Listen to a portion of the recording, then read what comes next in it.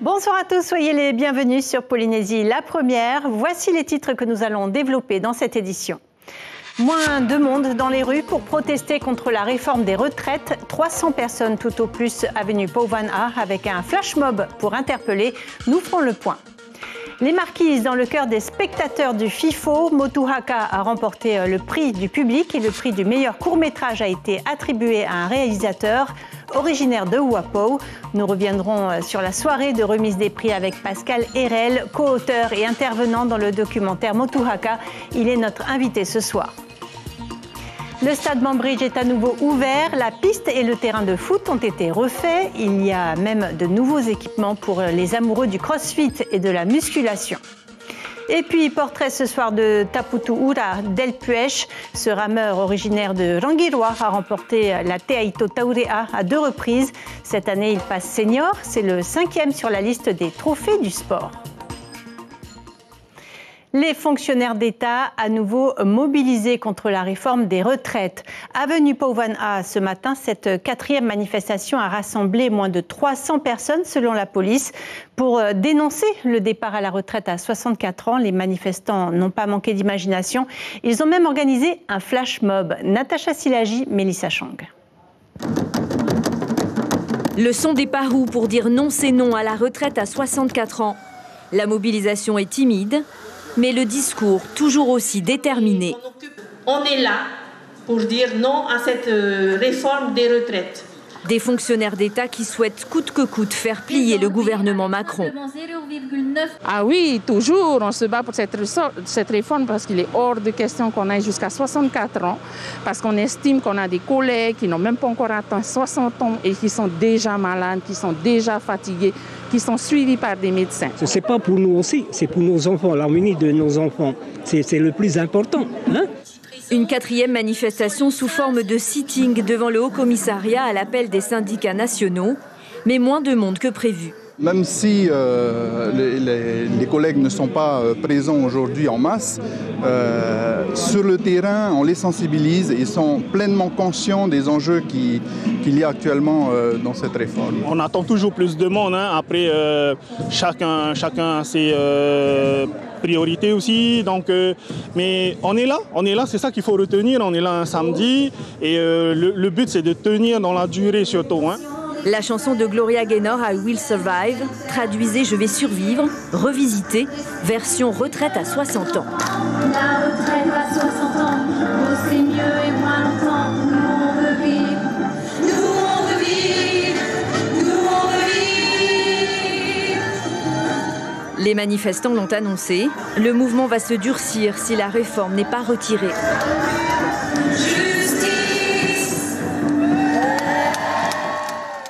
Et autre conflit social, cette fois à Raiatea. Le personnel de l'hôpital d'Uturoa est en grève. Des rencontres se sont tenues jusqu'à 22h hier soir, mais aucun accord n'a pu être trouvé. Les salariés sont à bout de souffle. Ils réclament la création de 38 postes. 80% des effectifs sont en grève et seules les réquisitions permettent de traiter les cas urgents. Écoutez les précisions du médecin Philippe Dubois. Il répond à notre correspondant Julien Vesco. Nous avions aussi un gros problème qui est celui des ressources humaines, qui est la source majeure de la souffrance. Et nous étions tombés d'accord sur un nombre de 25 agents, sur 38 demandés au départ. Nous ne demandons pas de hausse de salaire. Le personnel demande uniquement un renforcement pour éviter de faire ces heures supplémentaires qui ne sont pas payées. Nous avons plus de 6 à 7 mois dans certains cas pour le paiement des heures supplémentaires. Le point d'achoppement est celui de la création de ces postes. Pour nous, c'est inadmissible la proposition que nous a faite Monsieur le ministre de créer ces postes dans 6 mois. Il ne nous a pas entendus. Ces images impressionnantes à présent chez nos cousins calédoniens. Le cyclone Gabriel s'éloigne doucement du Caillou, non sans laisser quelques dégâts. À Nouméa, une dizaine de bateaux se sont décrochés, baie de l'Orphelinat.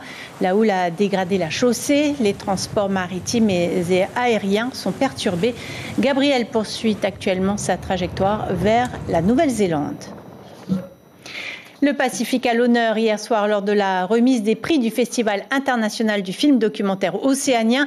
Les Marquises étaient particulièrement dans la lumière grâce au vote des spectateurs. Le prix du public du FIFO 2023 a été attribué à Motu Haka, le combat des îles Marquises. Le résumé de la soirée avec Stéphane Ratino.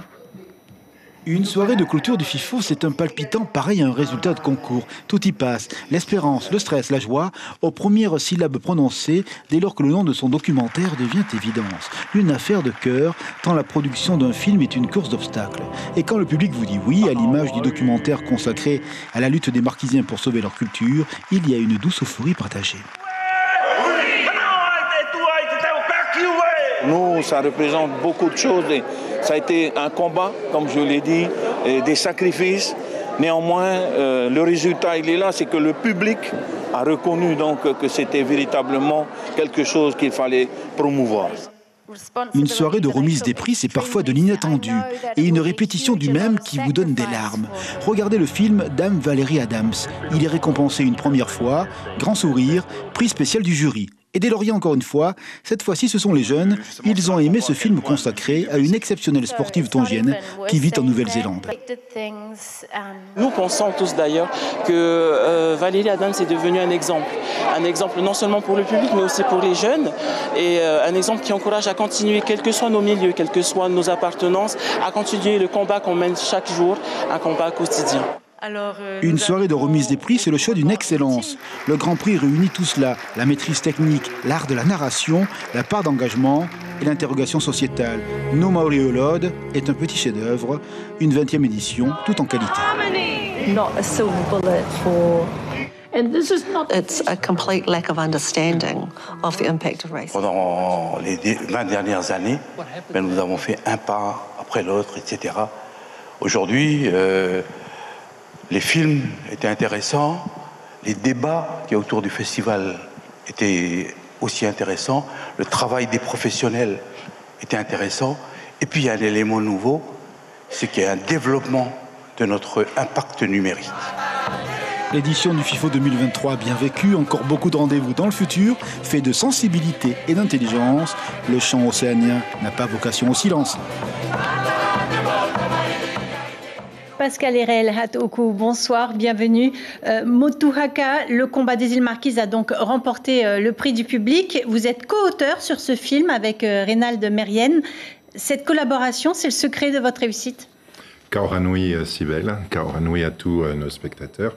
Oui, bien évidemment, c'est une alchimie entre deux personnes. C'est ce qui s'est passé avant ce résultat, bien évidemment, et ça a été juste un bonheur. C'est un réalisateur qui vient de l'Hexagone, qui a plutôt réalisé pour France 3, France 5, et vous-même, vous avez été aussi un personnage lors de la réalisation de Marquisien mon frère, qui avait aussi remporté l'adhésion du public, en tout cas du FIFO, il y a quelques années. C'était important de passer du statut de personnage au statut d'auteur. Alors avant d'être un personnage, mon travail consiste à... Moi je suis fixeur et donc j'accompagne les réalisateurs et bien évidemment aussi les producteurs et leur équipe. Mais il braque la caméra sur vous assez rapidement. C'est pas toujours volontaire. Moi je suis plutôt derrière la caméra, c'est ce qui plutôt me passionne. Mais ce qui s'est passé en 2008, très bien, voilà, Marquisien mon frère, une très belle archive familiale, je la garde avec mon petit frère et puis l'ensemble de la famille, bien évidemment, très précieusement. Mais là, j'ai toujours eu envie, ils m'ont donné envie de pouvoir aussi écrire, raconter des histoires, narrer des histoires. Hein. Moi, c'est ce que je fais aussi dans mon travail de guide. Hein. Donc, j'étais pas si loin de tout cela et Reynald m'a accompagné dans ce travail. Qu'est-ce que vous vouliez dire de Motu Haka ? Motu Haka, c'est pourquoi aujourd'hui les Marquisiens sont si fiers de danser le Haka. Il n'y a pas une fête de fin d'année scolaire sans le Haka. Même à Tahiti, on accueille les bateaux de croisière ou même à l'aéroport avec des groupes marquisiens. Pourquoi ça ? Eh bien, c'est parce on ne se rend pas compte qu'elle était en danger, en fait, la oui, culture. mais c'est parce qu'aujourd'hui, si tout le monde, si les marquisiens revendiquent, mettent en avant, c'est pas tellement une revendication, c'est plutôt une revendication aujourd'hui, ils mettent en avant leur culture, c'est parce que leurs parents, leurs grands-parents, un jour se sont levés, et c'est ce que raconte ce film. Et vous vouliez faire ce film pour vos enfants, pour la génération qui vient, qui semble très porteuse d'espoir. La génération qui arrive, on le voit, là, il y a des réalisateurs comme donc Heretu Tetahiotupa qu'on voit dans le film, mais il y a aussi Kahu Kaiha qui a réalisé et remporté un prix aussi hier soir. Oui. Il a réalisé un court-métrage de fiction. Les Marquisiens sont partout. Alors, en tout cas, moi, mon souhait, à travers ce film, c'est tout d'abord de rendre hommage, justement, à ces parents, ces grands-parents qui se sont levés à la fin des années 70. Et bien évidemment, il y a, à travers ce film, l'image de la transmission.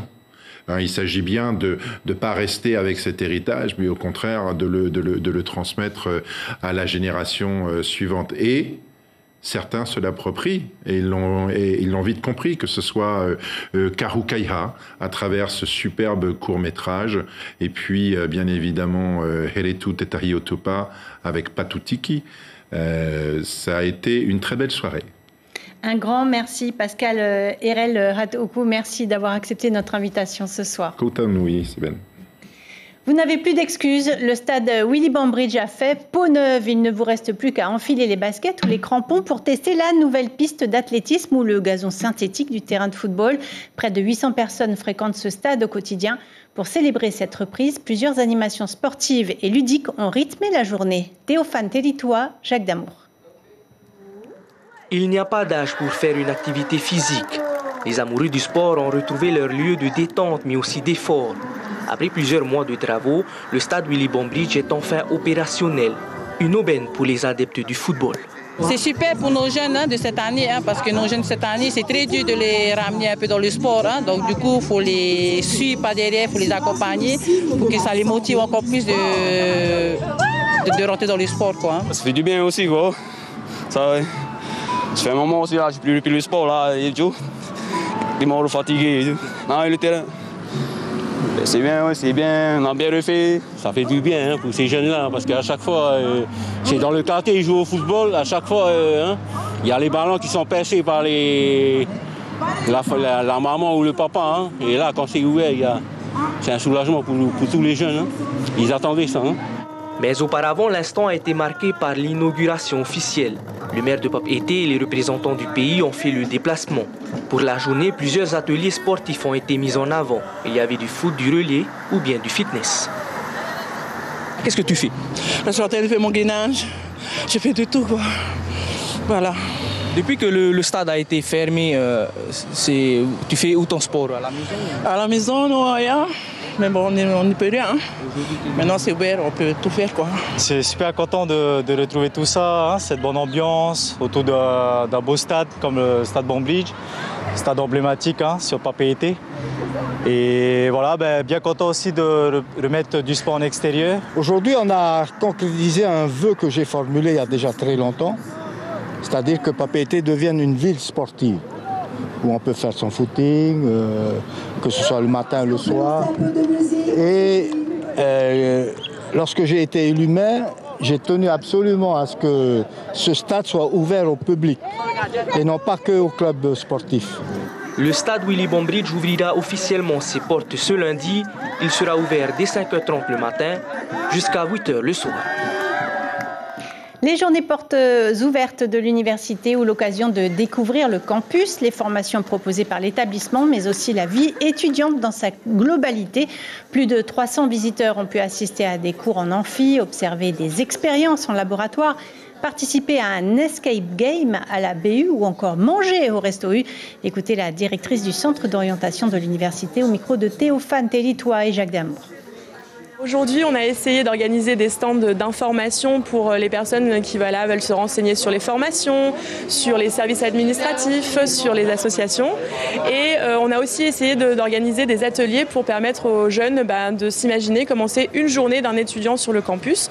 Donc ils peuvent assister à des cours, à des expériences dans nos labos, ils peuvent rencontrer nos doctorants, nos jeunes chercheurs, ils peuvent se renseigner sur les associations, ils peuvent même faire du sport s'ils veulent aujourd'hui.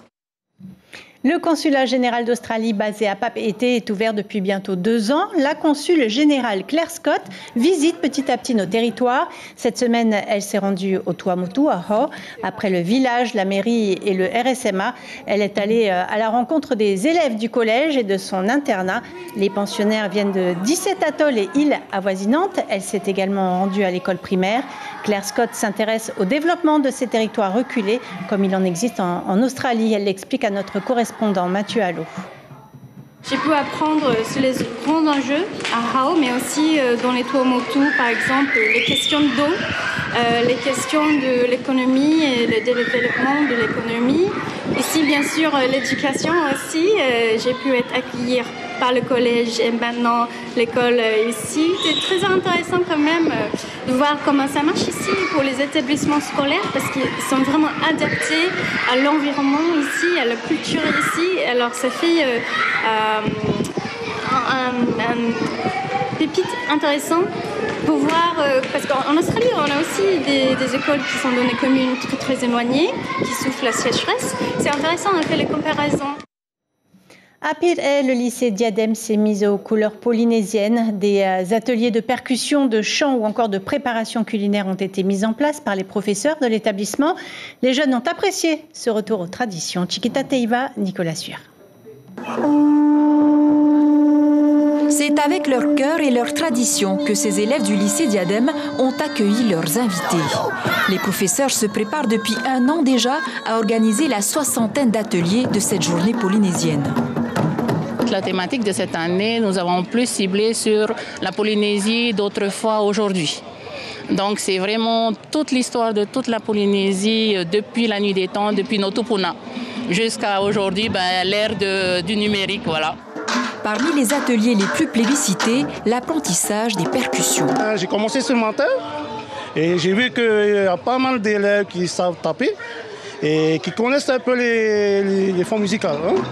Cette culture, c'est notre histoire et c'est bien que le lycée ait mis en place cette journée uniquement pour les élèves et aussi pour les invités. Tenue locale, couronne de fleurs, élèves et professeurs ont tous joué le jeu. Pendant que certains montraient leur talent en chant ou en danse, d'autres ont privilégié les activités manuelles. Et c'est pour le week-end, on mangeait le Tahiti avec mes parents. Si de nombreux élèves de Tahiti n'ont plus la pratique du décortiquage du coco, ceux des îles n'ont pas perdu la main. Oui, on m'a appris sur le grand-père à Huahine. Comment il faut le coco, comment il faut analyser le coco. Et là, justement, faire attention à ne pas casser. Ah oui, c'est cette partie-là. On prend, on met là, après on pousse à l'aide de l'autre bras. Ça arrache, ça décortique le coco facilement. Après, il faut avoir la technique et voilà. Les hippos et beignets de coco râpés des Tuamotu ont aussi eu beaucoup de succès. Ce qui m'a intéressé le plus, c'est le fait de pouvoir transmettre aux autres personnes, aux autres élèves de mon lycée, ce que je sais faire de chez moi. Le fait de transmettre ce que ma grand-mère m'a appris. Non seulement pour manger, mais ils s'intéressent vraiment comment on a préparé, quoi. Les organisateurs ont mis la barre haute cette année. En attendant la prochaine édition, cette journée polynésienne a tenu toutes ses promesses.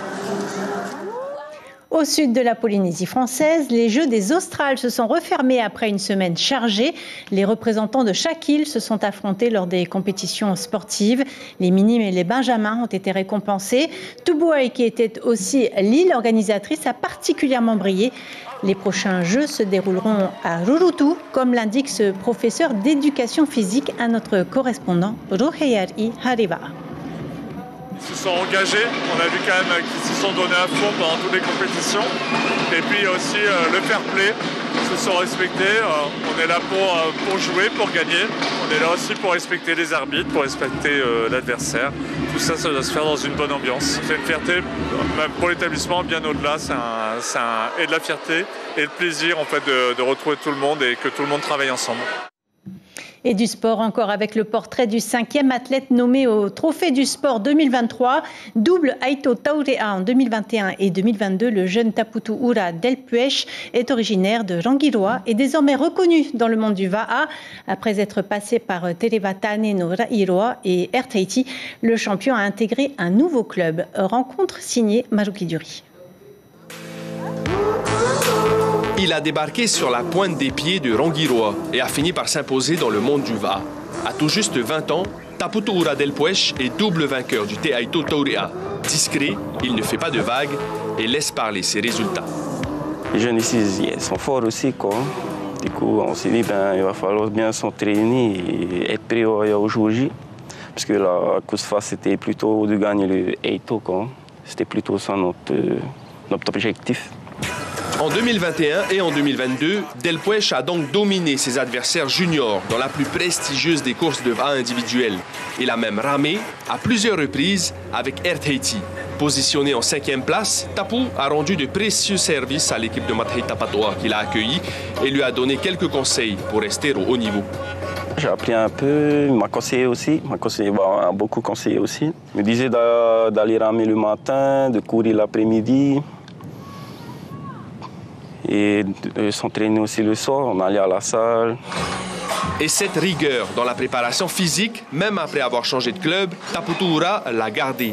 Chaque matin, avec ses coéquipiers, il s'applique sur la musculation et renforce tout le haut du corps pour être plus efficace et puissant sur son Va'a. Ouais, muscu, c'est important dans le sens où il faut être résistant sur la durée. On travaille tout ce qui est dos, tout ce qui est tirage et tout ce qui est gainage aussi. Cette année, Delpuech passe senior et la concurrence sera encore plus rude pour aller chercher un titre.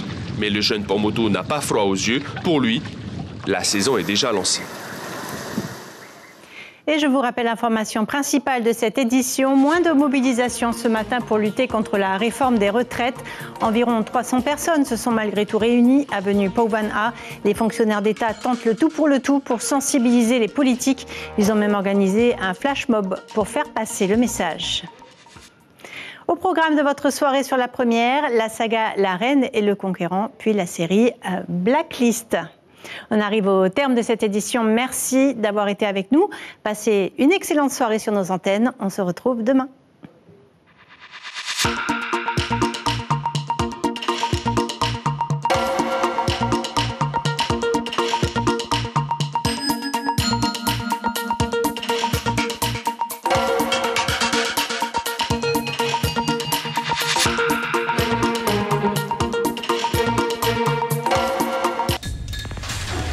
L'information en continu sur Polynésie la première, Internet et réseaux sociaux.